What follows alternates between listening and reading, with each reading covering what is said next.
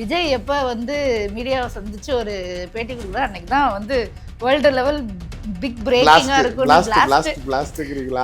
அது சத்தியமா நடக்காது. வச்சு ஒருத்தவங்களுக்கு அதிகாரம் கொடுக்கணும்னா நியாயமா சவுக்கு சங்கர் சிஎம்மா இருக்கணும்னா டெப்டி சிஎம்மா இருக்கணும். இன்னைக்கு இந்த பூமி இருக்கதான் செய்யும். ஒரு எலெக்ஷன் முடிஞ்சுன்னா எப்படி அடிச்சு உரம் உட்கார வைக்கிறாங்க என்னன்னு பாரு. விஜய் நாளைக்கு முதல் தேர்தலை சந்திக்கிறார். நல்ல வாக்கு சதவீதத்தை அவரால் ப்ரூவ் பண்ண முடியுமே தவிர அவரால் பெரிய லெவலில் சீட்ஸ் ஜெயிக்க முடியாது. இப்படியே ஏற்றிக்கிட்டே போங்க. அது இந்த 26 டர்ன்னு கிழக்கிடும்ல, அப்போ தெரிஞ்சிடும். நீங்கள் இப்போ சீமானுக்கு 8% வாக்கு இருக்கு. இப்போ அவர்கிட்ட எத்தனை எம்எல்ஏ இருக்கான்? எம்எல்ஏ வேணா, எத்தனை கவுன்சிலர் இருக்கான்? எவ்வளோ போராட்டங்கள் இங்கே தமிழ்நாட்டில் நடந்து. ஜெயலலிதா மாதிரி அடித்து கைது பண்ணலை, எடப்பாடி மாதிரி துப்பாக்கி எடுத்து சுடலை. ஃபுல்லாகவே சக்ஸஸ் ரேட்லேயே தான் இருந்தது. தொடர்ச்சியா 2 முறை அடுத்தடுத்த ஆட்சியில் இருந்தது திமுக. ஆனா அதிமுக அந்த விஷயத்த பண்ணியிருக்காங்க. இப்போ இந்த வாட்டி திரும்ப திமுக அந்த அடி விழுன்னு நம்ம எடுத்துக்கலாமா? இன்றைய நிலை கலவரம் திமுகவுக்கு சாதகமாக தான். 2வது தடவை கவர்மெண்ட் ஃபார்ம் ஆனப்பெல்லாம் அந்த யார் முதலமைச்சர் நாற்காலியில் இருக்காங்களோ அவங்க இறந்துருவாங்க. எம்ஜிஆர் செகண்ட் டைம் ரெனிவல் ஆனப்போ தான் அவர் இறந்து போகிறாரு. அதே மாதிரி ஜெயலலிதா செகண்ட் டைம் வந்ததுக்கு அப்புறம் அவர் இறந்து போகிறாரு. எடப்பாடி பழனிசாமி சோஃபார் எந்த இடத்துலையுமே ஒரு சக்ஸஸ் ரேட் காட்டல, ஒரு இடைத்தேர்தலில் கூட. அதிமுகவையும் ரெட்டலையும் பார்த்து மக்கள் வாக்களிக்கலாம். ஆனால் எடப்பாடி முதலமைச்சர் ஆவார் அப்படிங்கிறதுக்காக வாக்களிக்கிறதுக்கு மக்கள் தயாராக இருக்கிறானா?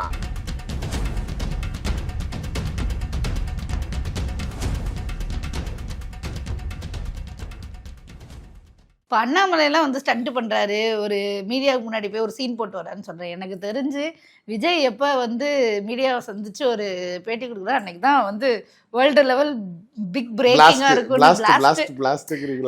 அது சத்தியமா நடக்காது. தெரிச்சிரும் இணையம் முழுக்கன்னு நினைக்கிறேன். அது சத்தியமா நடக்காது. வீடியோ உங்கள் எண்ணம் கனவாக. ட்விட்டர்ல ஒரு வீடியோ விட்டாலே இந்த டிவிகே குரூப்ஸ் எந்த அளவுக்கு அதை கொண்டு போயிட்டு வைரல் ஆக்கிட்டு இருக்காங்க நம்மளே பாக்குறோம். இன்னைக்கு சோசியல் மீடியா கையில இருக்கிறதுனால அவரை பெரிய பூம் ஆக்குறதுக்கான எல்லா வேலையும் அவங்களே பார்த்து. சரி, சோசியல் மீடியால மட்டும் ஒரு தலைவர் பேசும்போது லைட்டா நாளைக்கு நாட்டை ஆட்சி செஞ்சிட முடியுமா? அது என்னால முடியாது. ஆனா சோசியல் மீடியால மட்டுமே ஒரு தலைவர் தலைவரானாருன்னா அது எனக்கு தெரிஞ்சு ஆதவர்ஜன் மாதிரி பேசுறீங்க. என் தலைவர் பேசினா 3 லட்சம் பேர் பார்ப்பான், சிஎம் பேசினா 30 பேர் கூட பார்க்க மாட்டேங்கிறான்னு வியூஸை வச்சு நாளைக்கு நீங்க நாளைக்கு அதான் வியூஸை வச்சு ஒருத்தவங்களுக்கு அதிகாரம் கொடுக்கணும்னா நியாயமா சவுக்கு சங்கர் சிஎம்மா இருக்கணும்னா டெப்டி சிஎம்மா இருக்கணும். அதுக்கெல்லாம் என்ன செய்ய முடியும்? இதெல்லாம் சும்மா பேசக்கூடாது, வாய்க்கு வந்துச்சுன்ட்டு. இல்ல நான் பேசல, இல்ல நடக்குதுன்னு சொல்றேன். நான் அதவ தான் சொல்றேன். என்னையும் அந்த நிலைமைக்கு தள்ளிட்டாங்கன்றேன். இல்ல நீங்க வெறும் சோசியல் மீடியானால ஒருத்தரை பிரபலப்படுத்தலாம், பேசுற விஷயத்தை பிரபலப்படுத்தலாம். ஆனால் மக்கள் ஏற்கக்கூடிய தலைவராக வெறும் இந்த சோசியல் மீடியா ரீல்ஸோ அல்லது அவன் மேடை பேச்சோ நாளைக்கு கொண்டுட்டு வருமானா கிடையாதுங்கிறது தான் நிதர்சனம். 26 வெயிட் பண்ணுங்க. இன்னைக்கு இந்த பூமி இருக்க தான் செய்யும். ஒரு எலெக்ஷன் முடிஞ்சுன்னா எப்படி அடிச்சு உரம் உட்கார வைக்கிறாங்கன்னு மட்டும் பாருங்க. சரி, ஓகே. இந்த எலெக்ஷன் நிறைய பார்ட்டிகளை பத்தி பேசிட்டோம். தேர்தல் யாருக்கானதா இருக்கும்? இன்றைய நிலை கலவரம் திமுகவுக்கு சாதகமாக தான் இருக்கு. இல்ல இவ்வளவு ஒருத்தர் அவங்க மேலேயும் அதிருப்திகள் இருக்கு. வேற மாற்று இல்ல மாற்று யோசிக்கிறாங்க. அது எந்த பக்கமும் திரும்ப இல்லையே. இதுல ரொம்ப நான் உங்ககிட்ட கேட்கறதாவே இருக்கட்டும். தொடர்ச்சியா 2 முறை அடுத்தடுத்த ஆட்சியில இருந்தது திமுக. ஆனா அதிமுக அந்த விஷயத்த பண்ணிருக்காங்க. இப்ப இந்த வாட்டி திரும்ப திமுக அந்த அடி விழுன்னு நம்ம எடுத்துக்கலாமா? அதிமுக பக்கம் திரும்புவாங்கன்னு நம்ம வச்சுக்கலாமா? அதாவது தொடர்ச்சியாவே திமுக வந்ததே இல்ல அப்படிங்கிறீங்களா? ரீசென்ட்ல வேற சொன்னா தப்பா போயிடும், வேணாம். அது எங்கேயா போயிட்டு இல்ல. ஆக்சுவலா 2வது தடவை கவர்மெண்ட் ஃபார்ம் ஆனப்பெல்லாம் அந்த யார் முதலமைச்சர் நாற்காலியில் இருக்காங்களோ அவங்க இறந்துருவாங்க. அது பார்த்துருக்கீங்களா? சீரியஸாக சொல்லுது. இப்போ வரைக்கும் நான் பார்க்கல. இது வரலாறு அப்படி இருக்கிறது. எம்ஜிஆர் செகண்ட் டைம் ரெனிவல் ஆனப்போ தான் அவர் இறந்து போகிறாரு. அதே மாதிரி ஜெயலலிதா செகண்ட் டைம் வந்ததுக்கு அப்புறம் அவர் இறந்து போகிறாரு. இது ஒரு ஆன்மீக குருமார் ஒருத்தர் வீடுகளை பேசின கண்டென்ட். அது மாதிரி சென்சிட்டிவான டாபிக் ப்ரோ. ரைட்ரா, இவங்களுக்கு கேட்க சில பேருக்கு ப்ரோவா தமிழ் கிடைச்சிருக்கு போல. இவன் தாவி போட்டு என்ன திமுக கோத்துறாங்க. அந்த அதிருப்தி இருக்கான்றதுதான் நான் கேட்கிறேன். இல்ல, என்ன பொறுத்த வரைக்கும் நான் சொல்றது வரவே வராது அப்படிங்கறதெல்லாம் கிடையாது. ஏன்னா எம்ஜிஆர் தான் ஃபர்ஸ்ட் டைம் அந்த செகண்ட் டென்யூரை கண்டினியூ பண்ணது. எம்ஜிஆர் மட்டும் தான் பண்ணியிருக்காரு, வேற யாருமே பண்ணதில்லை. அப்படிங்கிறப்ப ஜெயலலிதா அதை ப்ளே பண்ணாங்க. ஜெயலலிதாவுடைய கவர்னன்ஸ்லேயும் நிறைய அதிருப்திகள் இருந்துச்சு. ஆனால் அவங்க வந்தது சாணக்கியத்தனத்தினால தான்.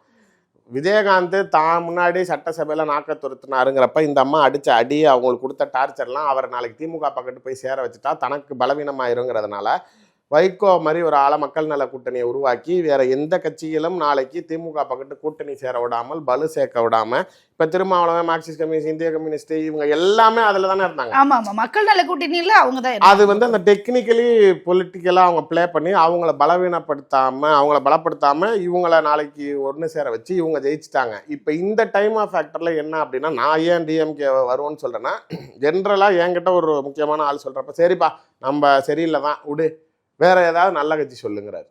என்னால் எனக்கு அதை டயக்னைஸ் பண்ண முடியல. எடப்பாடி பழனிசாமி சோஃபார் எந்த இடத்துலையுமே ஒரு சக்ஸஸ் ரேட் காட்டல. ஒரு இடைத்தேர்தலில் கூட 24 எம்பியில் ஒன்று ஜெயிக்கல. நீங்கள் 19லயாச்சும் ஒன்று வந்துச்சு ஓபிஎஸ் பையன், இதில் வரல. அதுவும் பிஜேபி மாதிரி அண்ணாமலை தனித்து நிற்கிறப்பயே நீங்கள் வந்து 7 இடத்துல டெபாசிட் போகிறீங்க. ஏடிஎம்கே 14 இடத்துல நாளைக்கு பிஜேபி நாளைக்கு 3வது இடத்துக்கு வருது, நீங்கள் அவங்க 2வது இடத்துக்கு வராங்க, நீங்கள் 3வது இடத்துக்கு போகிறீங்கிறப்ப இவர் ஒரு தகுதியான தலைவரா? அதிமுகவையும் ரெட்டலையும் பார்த்து மக்கள் வாக்களிக்கலாம், ஆனால் எடப்பாடி முதலமைச்சர் ஆவார் அப்படிங்கிறதுக்காக வாக்களிக்கிறதுக்கு மக்கள் தயாராக இருக்கிறானா? அந்த ஆன்டி இன்கம்பன்சி வாக்குகள் இருக்கும் தான், ஆனால் அது இப்போ எடப்பாடிக்கு போகுமானா போகாது, விஜய்க்கு தான் போகும். ஏன்னா மாற்றுத் தலைவராக விஜய் அதனால தான் அவர் டிஎம்கே அடிச்சுக்கிட்டே இருக்காரு. நான் தான் சாய்ஸுங்கிறதுக்கு அதுதான். இப்போ இந்த ஆன்டி இன்கம்பன்சி நியாயமாக நீங்கள் சொல்கிற மாதிரி ஏடிஎம்கேக்கு போச்சுன்னா நீங்கள் சொல்கிறது நடக்கும். ஆனால் எந்த சூழ்நிலையில் நான் இவருக்கு ஓட்டு போட தயாராக இல்லைங்கிறப்ப எப்படி அவருக்கு நடப்பார்? இங்கே எல்லாம் சிந்தனது சாதாரணதாக தான் இருக்குது. நாம் தமிழர் கட்சியை பற்றி உங்களுக்கு தெரியும்.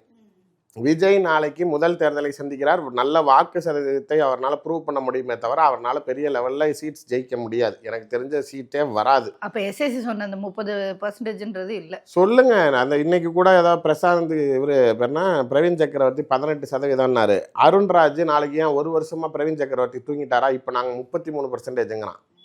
இப்படியே ஏற்றிக்கிட்டே போங்க. அது இந்த 26ல் டர்ன்னு கீழே அப்போ தெரிஞ்சிடும். நீங்கள் இப்போ சீமானுக்கு 8% வாக்கு இருக்குது. இப்போ அவர்கிட்ட எத்தனை எம்எல்ஏ இருக்கான்? எம்எல்ஏ வேணா, எத்தனை கவுன்சிலர் இருக்கான்? யோசிக்காதீங்க. இல்லைங்க, தெரியாத இவ்வளோ சிம்பிளான கேள்விக்கு இவ்வளோ யோசிக்கிறீங்க. டக்குன்னு நீங்க எம்எல்ஏ எங்க இருக்கான்னு கேட்டுட்டு கேட்டோன்னா நானும் யோசிக்கிறேன். எதுவுமே இல்லைங்கிறத நீங்க டக்குன்னு சொல்லணும்னு. ஏன்னா 8% இருக்கு. அதுதான் 8%க்கு நியாயமா உங்க கையில 4 எம்எல்ஏ வச்சு இருக்கணும். ஆனா அது ரொம்ப ஸ்பிளிட் ஆகி ஒரு மினிமம் ரேஷியோல இருக்கிறதுனால டோட்டல் ஓட்டர்ஸை வச்சு இவ்வளவு காட்டிக்கிறீங்களே தவிர பட் உங்ககிட்ட கவுண்ட் கிடையாது. இதுதான் இப்போ விஜயோட ரிசல்ட்டா இருக்கும்.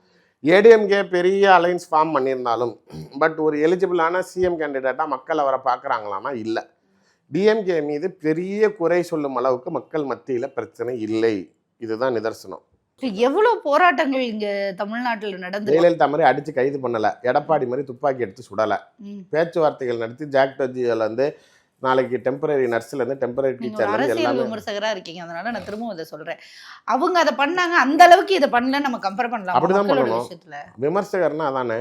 கம்பேரிட்டிவ்லி அந்த இஷ்யூல அவங்க போராட்டத்துக்கு வந்தப்ப எப்படி பணியாளர்களோட போராட்டம் இன்னைக்கு வந்து ஒரு முடிவுக்கு வந்திருக்கு, அது ஒத்துக்கிட்டாங்க, எல்லாமே ஓகே. ஆனா இன்னைக்கும் தூய்மை பணியாளர்கள் கிட்ட அதிருப்தி இல்லை, நம்மளால சொல்லிட முடியுமா? சரி, நான் உங்க பஞ்சாயத்துக்கே வரேன். 2024 எம்பிக்கு முன்னாடி சென்னை வந்து சவுத் ஆப்பிரிக்கா மாதிரி ஆயிடுச்சு. பால் பாக்கெட்டுக்கு தண்ணி கேனுக்கெல்லாம் நாளைக்கு 500 மக்கள் வந்து அடிச்சுக்கிட்டான். நாளைக்கு இங்கே ஃபுல்லாக தண்ணி வெள்ளை காடாயிருச்சு. போட்டுக்கு 1000 ரூபா பணம் கேட்குறாங்க. வசதிகள் இல்லை, கரண்ட்டே 3 நாள் இல்லாமல் இருக்குதுன்னு எவ்வளோ ஓலை சத்தம் கட்டுச்சு. 24ல் யாருக்கு ரிசல்ட் ஃபேவரபுளாக இருந்துச்சு? ஏன்? அவ்வளோதான். சாய்ஸ் இல்லை. நிர்வாகம் கோளாறு இருந்தாலும் திரும்பி யாருக்கு சாதகமான தீர்ப்புகள் வந்துச்சு. இப்போ நான் சொல்கிறது பெரிய சம்பவம், நீங்கள் சொல்கிறதுலாம் ஒன்றுமே கிடையாது. நீங்கள் சொல்கிற அதே தூய்மை பணியாளர்களை எடுத்துக்கிட்டால் அதிகபட்சம் தமிழ்நாட்டுக்குள்ளார ஒரு 12,000 பேர் இருப்பாங்களா? ஒரு வார்டு கவுன்சிலருக்கு உண்டான ஓட் பேங்க். அது உங்களை அஃபெக்ட் பண்ணிருமா கவர்மெண்ட்டுக்கு வரல? அது ஒண்ணு மட்டும் இல்ல. நான் ஏன் அதை சொன்னேன்னா, நீங்க அந்த கவர்மெண்ட்டை விட இந்த கவர்மெண்ட் வந்து மக்களை துன்புறுத்தலன்னு சொல்ற விஷயத்துக்காக தான் நான் தூய்மை பணியாளர்களை ஹேண்ட்லிங் தான் சொன்னேன். துன்புறுத்தலுக்குள்ளாரே போல ஹேண்ட்லிங் வேணும். ஜனநாயக நாட்டில் கேள்வி கேட்பதற்கு உரிமை இருக்கக்கூடிய இடத்தில் உங்கள் உரிமைகளுக்கு அவங்க பேச்சுவார்த்தை நடத்தி சுமூக தீர்வு தானே கண்டிருக்காங்க. இதுக்கு முன்னாடி இந்த ஆட்சியாளர்கள் மாதிரி கொடுமையா நாளைக்கு உங்களை நடத்தலங்கிறேன். இல்ல, அது புரியுது. நான் வெறும் தூய்மை பணியாளர்களை மட்டுமே வச்சு நான் எல்லாத்தையும் தான் சொல்றேன். டெம்பரரி டீச்சர், நர்ஸ் எல்லாத்தையுமே வச்சு சொல்றேன். இவ்வளோ அதிருப்தி 12,000 எடுத்துக்கோங்க, ஒரு 5,000 பேர் அதிருப்தியில இருக்க மாட்டாங்களா? மேடம், அந்த அதிருப்தி தான் வெள்ளத்துக்கு அப்புறம் இருந்த அதிருப்தி. இதை விட மோசமா திட்டினாங்க. ஸ்டாலின் தான் வராரு, நீச்சல் அடிக்க விட்டாருன்னாங்க. என்னத்த பண்ணாங்க? கடைசியா நாளைக்கு திரும்பி அவங்க தான் நாளைக்கு பெரும்பான்மையா 3 பார்லிமெண்ட் 1.5 லட்சம் ஓட்டு லீடிங்ல ஜெயிக்கிறாங்க. நான் அதை தான் சொல்றது. இப்பயும் நீங்க அப்பயாச்சும் பெரிய சம்பவங்கள் இருந்தது. இப்ப மேஜரா அவங்களுக்குன்னு தேவை. இப்ப டீசலுக்கு 2 ரூபா குறைக்கிறேன்னாங்க, பெட்ரோலுக்கு 3 ரூபா குறைக்கிறேன்னாங்க வாங்க. அது நான் இந்த மாசம் 1000 ரூபாய் காசு வாங்குறாங்கல்ல, அவங்க கிட்ட போயிட்டு காசு 1000 ரூபாய் கொடுத்தா போதும்னு நினைக்கிறவங்க ஏன் வந்து நீங்க இன்னும் பெட்ரோல் டீசல் காசு குறைக்கலன்னு கேட்பான்னு நினைக்கிறீங்களா? அவ்வளவுதான். பெரும்பான்மையான டென்சிட்டி மக்கள் எதை பெருசா ஒரு ஸ்டார் அவங்களோட எலெக்ஷன் கேம்பெயின்ல எதெல்லாம் மேனிஃபெஸ்டோல இதெல்லாம் ஒரு அட்ராக்டிவ் ஃபேக்டரா பார்த்தானோ அது எல்லாத்தையும் அவங்க நிறைவேற்றிட்டாங்க. ஜாக்டோ ஜியோ பழைய ஓய்வூதிய திட்டத்தை 20 வருஷமா செய்ய முடியாத இன்னைக்கு செஞ்சுட்டாங்கிறப்ப இவ்வளவு நாள் ஏன் என்ன செஞ்சேன்னா கல்யாணம் பண்ணி புள்ள பெக்கணும், அவ்வளவுதான். அது 2 மாசத்துல பெத்தான்னா 8 வருஷத்துக்கு அப்புறம் பெத்தான்னா அவங்க நாளைக்கு முடிச்சுட்டாங்க. அமைப்பு சார்ந்தவர்கள் அதை மகிழ்ச்சியோட வரவேற்றுட்டாங்கிறப்ப இது எந்த நிலையில் நாளைக்கு ஆட்சியாளர்கள் மீது குறை சொல்லுவீங்க? தேர்தலுக்காக இப்ப செய்யறாங்களா, இத்தனை ஆண்டு செய்யாம அப்படின்னாலும் பரவாயில்ல, ஆனா தேர்தலுக்கு முன்னாடியாச்சும் கொடுத்த வாக்க செஞ்சாங்கல்ல. எப்பயுமே தேர்தலோடைய ஹீரோவே நாளைக்கு தேர்தல் மேனிஃபெஸ்டோ தான். இன்னும் அது டிஎம்கே விடவே இல்லை. இப்பயே களம் அவங்களுக்கு சாதகமா இருக்குது. அப்ப நாளைக்கு அதுல இன்னும் அட்ராக்டிவான ஃபீச்சர்ஸ் வரப்ப நாளைக்கு இன்னும் எப்படி மக்கள் மனநிலை இருக்கும்? எதிர்க்கக்கூடிய ஸ்ட்ராங்கான தலைவராக யாரும் இல்லை. ஒரு எக்ஸாம்பிளுக்காக சொல்றேன், பிஜேபி ஒரு வேளை மிரட்டி விஜயவோ நாம் தமிழர் கட்சியோ ஏடிஎம்கேக்கு இழுத்தால் திமுகவுக்கு வாய்ப்புகள் கம்மி. ஓகே, நான் அதான் அக்செப்டன்ஸ் பண்ணிக்கிறேன். அப்ப விஜய் இந்த சைடு கூட்டணிக்கு வந்தாருன்னா இவங்களுக்கு டஃப், நாளைக்கு வரத்துக்கு கஷ்டம் அப்படின்னு சொல்லுவேன். ஆனா இங்க இருக்கிற சிச்சுவேஷன்ஸ் இப்ப இருக்கிற அலைன்ஸ் அவங்களுக்கு இன்டாக்டா இருக்குது. இந்த அலைன்ஸ் ஃபுல்லாவே சக்சஸ் ரேட்லயே தான் இருக்குது. 2017 கூட்டணி சேர்ந்தாங்க, 19 39 எம்பிகள், 21 ஆட்சியை பிடிக்கிறாங்க, 22 மேயர்ல 100% மேயர்களை பிடிக்கிறாங்க, 24 40 ஜெயிக்கிறாங்க. ஆனா இப்ப இருக்கிற இங்க இருக்கிற அதே அலைன்ஸ் 21 இருந்ததுதான். தேமுதிக பதிலா அமமுக வந்திருக்கு, அவ்வளவுதான். ஆனா நாளைக்கு இவங்க 21 இருந்து ரூலிங் கவர்மெண்ட்ல இருந்தே ஃபெயிலியர், 80% நகராட்சிகள்ல தோல்வி அடைஞ்சாங்க, 21 ஆட்சி போச்சு. அதுக்கப்புறம் மேயர்ல 0, 24 எலெக்ஷன்ஸ் 0. அப்புறம் இந்த அலைன்ஸ் எப்படி ஸ்ட்ராங்குங்க? நான் சொல்றது மேடம், இங்க 11 பிளேயர் இருக்காங்க, இங்க ஒரு 11 பிளேயர் இருக்காங்க. ஆனா இது கென்யா, இது இந்தியா. டீமோடைய ஸ்ட்ரென்த் நீங்க தலைக்கணக்கு போடாதீங்க. அந்த பிளேயரோடைய ஸ்ட்ரென்த் என்ன, இந்த டீமோடைய ஸ்ட்ரென்த் என்னங்கிறப்ப இவங்களோடது என்னைய பொறுத்த வரைக்கும் ஸ்ட்ராங்கா இருக்குங்கிறதுனாலதான் சொல்றேன். முட்டு கொடுக்கறதுக்காக இல்லைங்க, உண்மையான அரசியல் விமர்சகரா பேசணுங்கிறப்ப கல நிலவரத்தை பேசிதான் ஆகணும். நார்மலா போற லேடிஸ்க்கு நான் சில சமயம் கேட்பேன், யாருக்கு தாமா போறதா இருக்கீங்க? சும்மா பூ வாங்குவான் டிரைவர் கார்ல மாட்டுறதுக்கு, என்னம்மா எப்படி போகுது, எலெக்ஷன்லாம் வந்து பணம் வந்து வந்துச்சான்னு சும்மா அம்பழுத்துட்டு, சரி யாருக்கு தான் போடுவீங்க, நம்ம என்ன எப்பயும் வேற என்ன செய்யறது, இவங்க தானே அப்படிங்கிறங்க. 100 நாள் வேலை திட்டத்தில் இருக்கவங்க கரெக்டாக காசு வருதுன்னு நினைக்கிறான். எல்லா மக்களுக்கும் எனக்கு ஸ்ட்ரீட் லைட் எரியணும், ரோடு நல்லா இருக்கணும், எனக்கு தண்ணி வரணும், எனக்கு சாக்கடை அடைக்கக்கூடாது, இந்த ஒரு அத்தியாவசிய தேவைகள் பிரச்சனை இல்லாமல் இருந்தால் நாளைக்கு எனக்கு அது பிரச்சனை இல்லை. நீ எவ்வளோ கோடி சம்பாரிச்சிட்டு போங்கிறான். இப்போ இந்த நான் உங்களுடன் ஸ்டாலின் இந்த வீடு விடா மனு கொடுத்து நாளைக்கு வாங்கினாங்களே, 99% எல்லாத்தையும் ரெக்டிஃபை பண்ணிட்டாங்க. ஸோ இன்னைய நிலையில் மக்கள் எப்பயுமே தேர்தல் சமயத்தில் அந்த 1 மாதத்துக்கு முன்னாடி தான் அவன் மைண்ட் செட் பண்ணுவான். இப்போ பொறுத்த வரைக்கும் திமுக மீது அவங்களுக்கு பெரிய அதிருப்தி இல்லை. ஓகே சார், நிறைய விஷயம் பேசணும். நீங்கள் வேற சொல்றீங்க மோடி 13ஆம் தேதி வராரு, இங்கே வந்துட்டாரு அப்படின்னா ஒரு பெரிய குண்டுகள் விழுந்து சொல்றீங்க, பொறுத்திருந்து. அவரு குண்டு வீச மாட்டாரு, அமித்ஷா தான் குண்டு வீசுவாரு. அதான் வருவாரு, ஆமா, அதிரடியான குண்டுகள் விழும். நீங்க எதிர்பார்த்தத நடக்கும். அதுல ஒரு முக்கியமான விஷயம் தாவேக்கா இருக்கு. உங்க ஹீரோவுக்கு உண்மையிலேயே பிளாஸ்ட் தான் தம்ப்நெயில் டைட்டில் இதுதான். ஹீரோக்கு பிளாஸ்டா என்னன்றதை பார்ப்போம். முதல்ல அவருக்கு இவர் வரட்டும். நிறைய விஷயம் பேசணும். தேர்தல் இன்னும் சூடுபிடிக்க ஆரம்பிக்க போகுது, தேர்தல் களம் இன்னும் என்னென்னலாம் வருதுன்றதை பொறுத்திருந்து பார்ப்போம். உங்களுடைய நேரம் ஒதுக்கி எங்களுக்கு இன்டர்வியூ கொடுத்ததுக்கு ரொம்ப நன்றி.